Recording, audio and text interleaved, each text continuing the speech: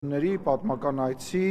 եւ այն հնարավորությունների, որը Հայաստանի համար բացվեցին։ Ամենամեծ հնարավորությունը ո՞րն էր այս այցի։ Ես չեմ ուզում որևիցե մի բան առանձնացնել, պետք է ասեմ, որ Հայաստանի Հանրապետության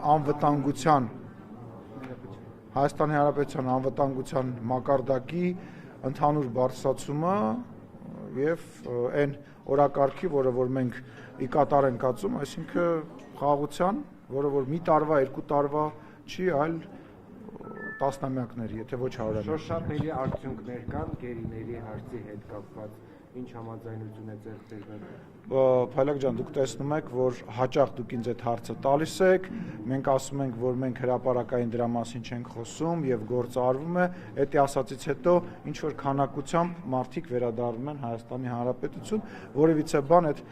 մարտավարության մեջ չի փոխվել, մշտապես խոսվում է թե գերիների մասին, թե անհայտ կորածների ճակատագրի մասին, թե բոլոր այն խնդիրների մասին, բայց նորից եմ ասում, պետք է ասեմ, որ շատ դրական եմ գնահատում այն աշխատելավոճը, որը որ մենք երկստեք որդեգրել ենք Ադրբեջանի հետ եւ կարծում եմ այս ճանապարհով, որ մենք շարունակենք առաջ ընթանալ, մենք ոչ մեր երկու երկրները այլևս մոտ ապագայում որևիցե խնդիր չեն ունենա։ Իսկ Ռուսաստան ձեր այցը ինչպես եք գնահատում։ Ես արձագանքներով պետք է ասեմ, որ շատ լավ արձագանքներ եմ ստացել եւ կարծում եմ այնտեղ հենց դրանք խոսում են։ Այնտեղից լավ արձագանքներ։ Դե գիտեք ինչ, ասենք, չէ, Ռուսաստանից այնտեղ ոչ մի քիչ չեմ շփվել, այդ բան իմաստով էլի, արձագանքների իմաստով շփվել եմ այն պաշտոնատար անձանց հետ, որ դուք տեղյակ եք, որ շփվել եմ, չէ, Հայաստանի մեր ժողովրդից, մեր մարդկանցից, մեր Սփյուռքում բնակվող հայրենակիցներից, հեռախոսից, տարբեր տեղերից շատ հաղորդագրություններ եմ ստացել, շնորհակալություն եմ հայտնում, ձեր բոլոր հաղորդագրությունները կարդացել եմ, ես ձեզ նույնպես սիրում եմ եւ հպարտանում եմ ձեզանով։ Ակնհայտ էր, որ նույնիսկ հրապարակային մասում Լավրովի եւ ձեր զրույցը բավականին լարված էր եւ փոխադարձ այսպես գնահատականներ կոշտնչում էին, ձեր գնահատականը, Լավրովն էր գնահատում Հայաստանի առասպելական ինչ-որ սպառնալիքների մասին եւ այս առումով դուք փակ քննարկման ժամանակ ստացաք ավելի պարզ կամ դուք փոխանցեցիք ավելի հստակ դիրքորոշումը, թե դուք արդեն պատերազմը հարձակում եք ասում այդ հարձակումների մասին, արդյոք Լավրովը կրկին պնդում էր, որ սպառնալիքներ չկան, դրանք առասպելական են, այս մասով դուք փակ քննարկման ժամանակ հստակ խոսել եք։ Անուն առանուն, ես ինչ որ ասել եմ ձեզ ստեղ, ես ասել եմ այնտեղ։ Ոչ մի իսկ կարելի է ավարտեմ, ոչ մի բան, որը որ ես ձեզ ստեղ կամ ձեր տաղավարներում ասել եմ, ես այնտեղ հնես չի եղել, որ չեմ ասել, բնական է ես ինչ որ մարդիկ, որոնք որ ոչ հայերեն են կարողանում գրեն, ոչ ռուսերեն են կարողանում գրեն, ինչ որ ակնկալիքների մասին են խոսում, չգիտեմ, իրենք ենթադրում են, որ ես պետք է հարձակվեի, ինչ որ մեկին հարված է այնտեղ, ոչ նորմատիվ լեքսիկոն օգտագործեի, այդ մարդկանց առաջարկում եմ լռել, գնալ հայերեն կարդալ, գրել սովորել նախ եւ առաջ կամ գոնե ռուսերեն։ Այդ մարդկանց չեմ անդրադառնում, բայց մնացած առումով ինչ որ խոսացվել աստեղ, հիմա ձևակերպումը մի անգամ Նարեկի մոտ ասացի, հյուրիմը ասացի, եկեք հարձակումը անվանենք, ոչ թե պատերազմ, հիմա չէ, պատերազմ թող լինի, թող ուղղակի պատերազմ բառը հաշվի առնելով խաղաղության գործընթացը աշխատում ենք որևիցե կոնտեքստում բան չենք, բայց բովանդակությունը դրանից չի փոխվել եւ այո, ես ներկայացրել եմ մեր մտահոգությունները, իրենք ներկայացրել են իրենց մտահոգությունները եւ հենց քաղաքական գործիչների, հենց իմ այցի, մեր հանդիպման իմաստը դա էր, որ իրենք ասեն այն ինչ որ իրանց է անհանգստացնում, մենք ասենք այն ինչ որ մեզ է անհանգստացնում, բայց իրար նկատմամբ,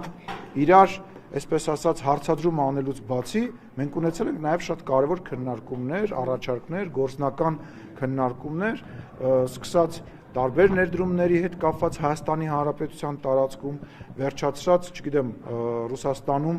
Հայաստանի մշակույթի օրեր անցկացնելու, մեր մարզերի եւ ռուսական ռեգիոնների միջև ձեռք բերված պայմանավորված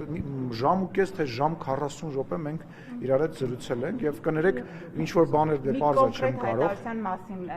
արդյոք խոսվել է եւ ինչ բարձրաբանում է ներկայացվել Լավրովը ասում էր որ 2020-22 թվականներին Ռուսաստանի Դաշնության, Ադրբեջանի եւ Հայաստանի ղեկավարների մակարդակով մեր համոզմամբ պահպանում են այն պայմանավորվածությունների մասին է խոսում, որ այդ թվականներին եղել է եւ ասում է, որ մեր համոզմամբ պահպանվում են իրենց արդիականությունը նախ եւ առաջ տարածաշրջանում տնտեսական, տրանսպորտային եւ լոգիստիկ բոլոր խնդիրները լուծելու համար։ Այս առումով Ռոզմանա ջան, չհասկացա ինչ ասել։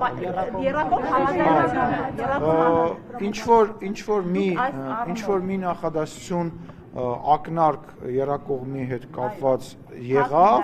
եղավ, ես չեմ ընկալել որ նա փակ, որ նա բաց, որովհետև անկեղծ ասած, ես Կարինե ջան, ես հետո եմ իմացել, բայց խոսակցության ընթացքում անընդհատ ես չգիտեի, ես նույնիսկ չգիտեի որ ուղիղ եթեր է։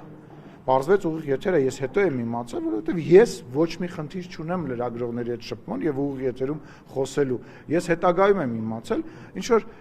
եթե չեմ սխալվում կապված այն տրիպի հետ կապված, որ նմանատիպ ինչ որ բան է, բայց գիտեք ոնց են, որ դրան ոչ արձագանքելու, ոչ շեշտադրելու բան չկար։ Նկատի ուներ, որ հա դե տենց մենք տարբեր բաներ ենք խոսացել, հիմա իրողությունը այլ է, ասում, հա իրողությունը այլ է, եւ կա այն իրողությունը, որ դուք նույնպես կարող եք ոչ թե տրիպի մասնակցության, որտեղ ես դա չեմ պատկերացնում, չեմ կարծում, որ իրանք կամ որևիցե մի կողմ պատկերացնում է, այլ ենթակառուցվածքներ կառուցելու, վերակառուցելու եւ շահագործելու մեջ ներգրաված լինեն եւ ես կարծում եմ, որ դա շատ լավ առաջարկ է, որ իրենք պետք է ու պարտավոր են արձագանքել եւ կարծում եմ կարձագանքեն, որովհետեւ համապատասխան այդ խոսակցությունը մեր համապատասխան գերատեսչությունների հետ ենթադրում եմ, որ արդեն պետք է սկսված լինի։ Բացի մասով Լավրովը որը հայտարարություն արել է թե ոչ։ Կոռեկտ չի, հիմա ես ամեն ինչ չեմ պատմելու, հիմա ամեն ինչ որ ասվել է բարձր, նույն տրամաբանության մեջ, այն ինչ որ իրանք ասում են, այն ինչ որ մենք ասում ենք, նույն ձևի տարբեր ձևակերպումներով խոսացել ենք։ Հիմա շարունակում է գալուստը եւ ասում է, որ պետք է ներգրավվածություն ունենան դեպքում, այսինքն Ես ցանկանում եմ, բայց ժողովուրդ, ասենք չի կարելի երկու դուք ո՞նց եք դա պատկերացնում։ Ասենք ո՞նց եք դա միևնույն ժամանակ, եթե չեմ սխալվում, Գալուզին այսօր ձեր գործընկերներից մեկը ինձ ասել է, որ մենք այնտեղ չենք կարող մենակ մենք պետք է ինչ որ մենաշնորհային բան է, ասել նմանատիպ ինչ ձևակերպում։ Հա, ինչ որ բայց ինչ որ ասել է դա մեր այլընտրանք չունի, այո, այլընտրանք չունի։ Ժողովուրդ, չի կարա դա հայ-ամերիկյան կազմակերպություն է, բայց Հայաստանի տարածքով տեղաշարժվելը չի ենթադրում միայն տրիպի սահմաններում տեղաշարժվել է։ Հիմա ենթադրենք, որ ալյուրը գալիս է կամ ցորենը գալիս է կամ նավթամթերքը գալիս է, ինքը տրիպի շրջանակներում չի գալիս, չէ՞։ Ճիշտ եմ, չի գալի։ Հիմա թող այդ ճանապարհները, այդ ենթակառուցվածքները մտնեն, առաջարկ անեն, Հայաստանը դիտարկի այդ առաջարկը եւ քննարկի իրանց հետ եւ շահագործի, այսինքն գալ ինչ որ տենց բանի մեջ մտնելու ես դες ասեմ, այդ տրիպի հետ կապված այդ նմանատիպ մեխանիզմը ինքը նաև, ասենք, շատ վաղուց մեր սեղանին կա, մենք քննարկել ենք, այլ հարց է, որ ԱՄՆ-ի հետ դա ստացվել է եւ դա խաղաղության շրջանակներում նաև ոնց որ հիմնակար է հանդիսացել շնորհիվ ԱՄՆ նախագահի եւ այդ ամենահիմնական բանն է դա ստացվել է։ Նա ինքը թող վերջացնի։ Այդ դեպքում ինչու է շարունակում իրենց կողմից այս հայտարարությունը։ Դե քաղաքականությունը դա է։ Որ համաձայնության չէ գալիս։ Չէ, քաղաքականությունը դա է, որ ես եմ մի բան ասում, մյուս կողմն է մի բան ասում, հետո մենք մեր ասածները դնում ենք սեղանի շուրջ եւ ինչ որ քննարկումներ ենք ունենում եւ գտնում ենք ոսկե միջինը, բայց նորից եմ ասում, ես անձամբ իմ դիտակետն է, իմ կարծիքն է, ես չեմ հասկանում։ Որ Ամերիկայի կարող են համաձայնության։ Ես չգիտեմ, Ամերիկան թող իր մասնաբաժինի մասով կարող է միգուցե համաձայնություն փորձի գալ, բայց էլի մեր հետ քննարկելով մի խոսքով իմ համար դա չեմ պատկերացնում, ոնց դա։ Ու նորից եմ ասում, ես չեմ ուզում, որ ռուսական կողմը կենտրոնանա հենց մենակ այդ միակ ճանապարհը չի, որ Հայաստանի մեջով անցնում է, անցել է կամ անցնելու է։ Բազմաթիվ բազմաթիվ ճանապարհներ կա, որի օրինակը ես բերեցի։ Այսօր գործում է այդ ճանապարհը, ապրանք է գալիս, մենք պատրաստվում ենք պայմանական ապրանք ուղարկենք իրան, եկեք մի հատ միտեղ կա, այդքանք մենք էլ մտնենք բան։ Անեիք 100 տարի աստեղ եք։ Անեիք։ Պարոն Սիմոնյան, դուք այդտեղից որ ասեցիք Սերգեյ Լավրովին ուղիղ ասեցիք, որ Ռուսաստանից կոնկրետ հիբրիդային պատերազմ հարձակում, ինչպես ուզում եք։ Անուն առանուն ես կրկնեցի։ Դուք մի քիչ կմանրամասնեք, որտեղ այն ինչ մենք տեսանք, այնտեղ դուք ավելի այսպես այնպես չէիք։ Դե կոռեկտ է հիմա այդպես չի կարելի է, ասենք ջուրեմ ես, ասենք ոնց եք պատկեր։ Շատ լավ, պարոն Սիմոնյան, բայց Հայաստանում այսպես ուղիղ եք ասում Ռուստամ Բաքյանը, որ իր առաջ ասում էր, որ ոչ թե Ադրբեջանից Իսկ կլինի իմ մասին խոսենք, ոչ թե 107 падգամավորներից մեկի։ Շատ լավ։ Հիմա ուզում եմ ասել, իշխանականները շատ ուղիղ են խոսում։ Անուն առանուն, քանի անգամ ասում։ Հիմա դուք մեզ բոլոր են հայտնի դերակատարների։ Չէ, բաներ կան, որ ես չեմ ասելու, որովհետև դա կոռեկտ չի, դա մեր մասնավոր զրույցն է։ Հա, դուք շարունակեք։ Եվ ասել եք, որ Ռուսաստանը մտադրություն ունի, հա, Հայաստանը բռնակցել Ռուսաստանին, հա միութենական կազմի մեջ մտցնել, այստեղ գեներացնում է ուժեր, որ ընտրություններով կարողանա ասեմ ավելին,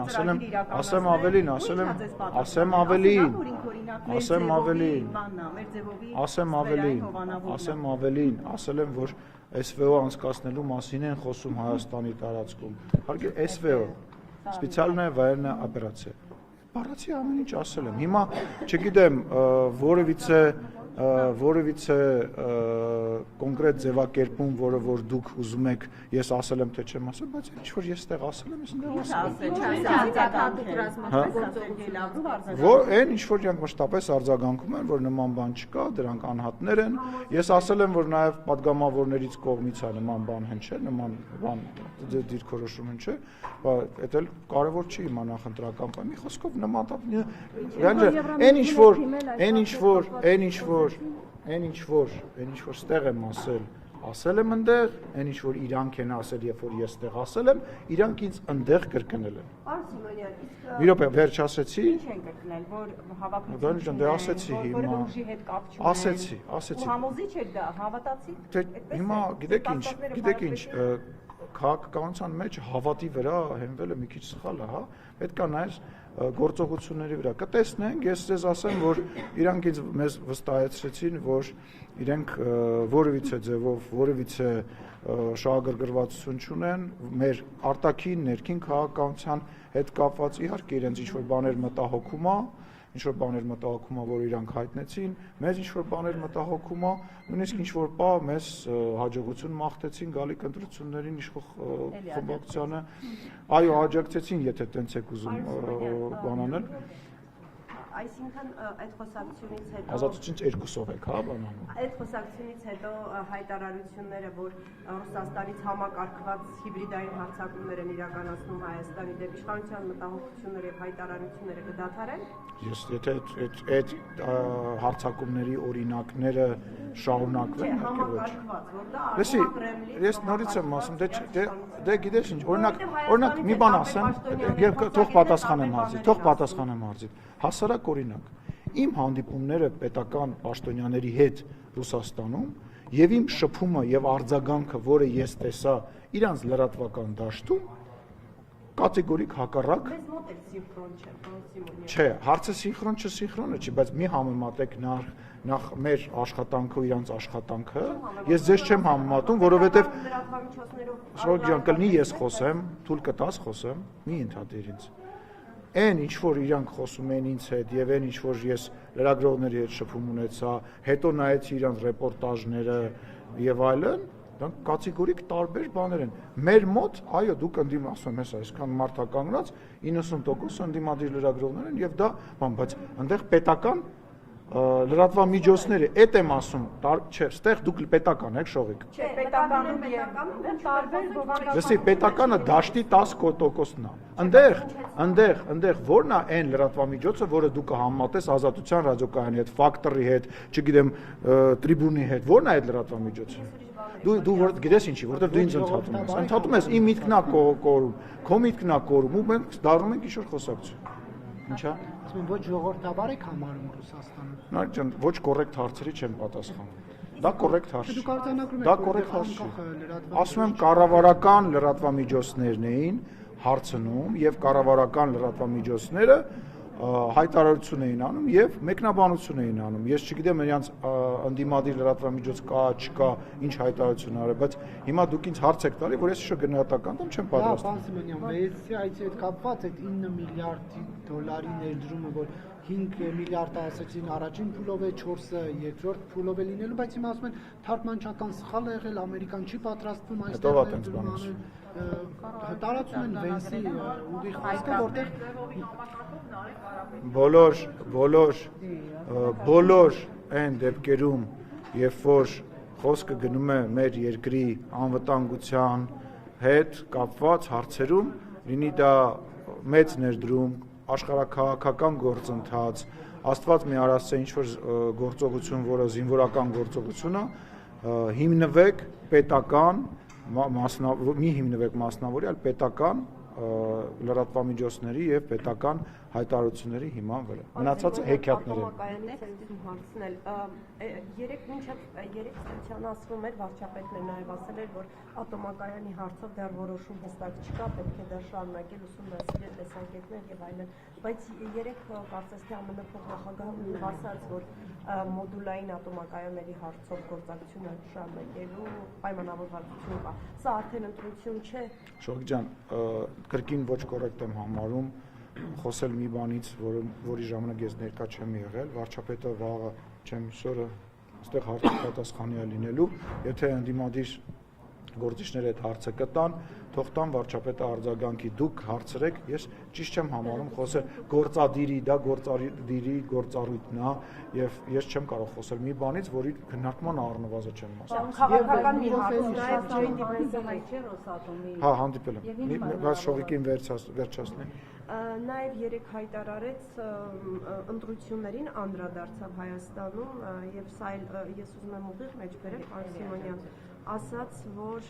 կներեք մի վայրկյան։ Շողիկի այլ հարց տամ, պարոն Սիմոնյան, ձեր մասնակցությամբ Վենսին դիմավորման արարողությունը քննարկվեց նաև ասում են խորհրդարանի առաջնային մանդատ ունեցող կառույցի ղեկավարը ինչպես է դիմավորում գործադիր իշխանության։ Ոչինչ, որ ինքը սենատի ղեկավարն է, նաև։ Այդ մարդիկ գոնե կարան գրագետ լինեն։